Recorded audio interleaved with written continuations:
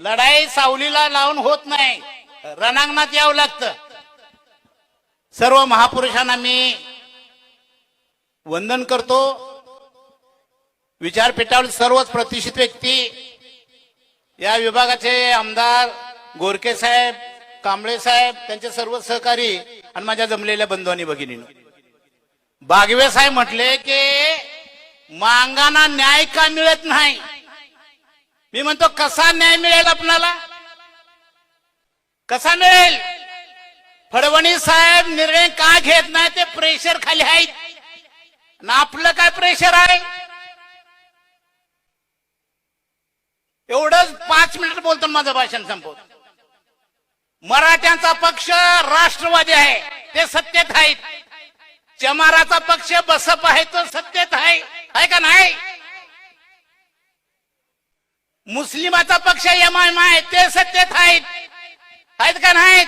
ब्राह्मणाचा BJP आहे, काँग्रेस आहे, शिवसेना आहे, ते सत्तेत आहेत का नाहीत? धनगरांचा रासप नावाचा पक्ष आहे, ते सत्तेत आहेत. महारांचा आरपी आहे, वंचित आहे, काटा केलाय त्यांनी. मांगाचा काय आहे? मांगाला पक्ष कुठं आहे? गोरके साहेब कधी नाही. ती मेळा झालाय आपला. एकत्र बसून एक पक्ष डिक्लेअर करू आणि महाराष्ट्रातल्या 288 जागा लढवू.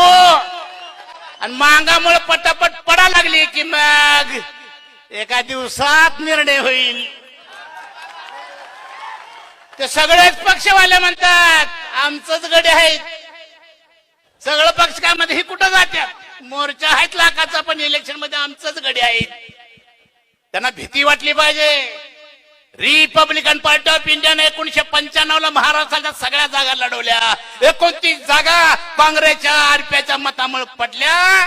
लोकसभा लागली, काँग्रेस आउट झाली, युती सरकार आलं. काँग्रेसनं 4 खासदारकी दिल्या का नाही? अजून प्रेशर आहे. वंचित आघाड्यांनी काटा केला का नाही? मराठी सुद्धा पाळीला राहिली, मला तिकीट पाहिजे म्हणून. आणि या गेल्या 75 वर्षामध्ये हे सगळेच पक्ष म्हणतात मांगा आमची आहेत. मांगामुळे कोण पडलो पण म्हणत नाही, निवडून पण आलो म्हणत नाही. गोरके साहेब 29 तारखेला विजय मेळावा काढू. त्यांना का तारीख द्यायला तुम्ही? 29 तारखेपर्यंत निर्णय घ्या आणि विजय मेळावा काढू.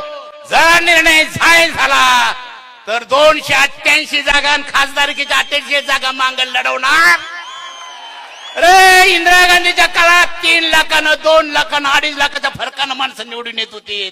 आता 5-10 हजार म्हणजे शिंदी दांडी झाली. आणि मांगाचं तेवढं मतदान आहे का नाही?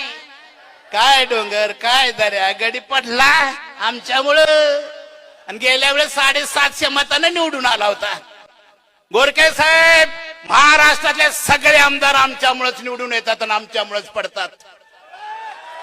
सगळे आमदार आमच्यामुळेच निवडून आमच्यामुळेच पडतात. प्रत्येक मतदारसंघामध्ये 25 ते 27 हजार मतदान मांगाचं आहे का नाही?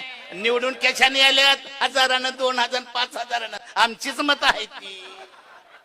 पण आमचा पक्ष नसल्यामुळे, आमचा राजकीय बॅनर नसल्यामुळे आमची मोजदाद होत नाही. आणि म्हणून गेल्या 75 वर्षामध्ये मांगाच्या मागणीला न्याय देत नाही. न्याय. मी पाटणला गेलो होतो. खासदार श्रीनिवास पाटील निवडून आला होता. तो सगळ्या समाजाला भेटी द्यायला चालला होता. सगळ्या समाजाचा आभार मानत आला. मी त्या कमानीत होतो पाटणला मांगाच्या. खासदार फिरणार एवढ्यात पाटील म्हटलं अण्णा तिकडे जाऊ नका, मांग माझे आहेत, चला पुढं. मांग माझे आहेत सगळेच पक्ष म्हणतात हे गडे आमचंच आहेत. आणि हे विश्वास आम्ही दिल्यामुळे आमचं वाटूळ झालंय. गोरके साहेब पक्ष काढला तर तुमचंही पद तिथं फिट होणार आहे. होणार आहे की नाही? का सांगा? तुम्ही म्हणायला मोकळं झालं बघा, नाही तर चाललो आमच्या पक्षाकडे.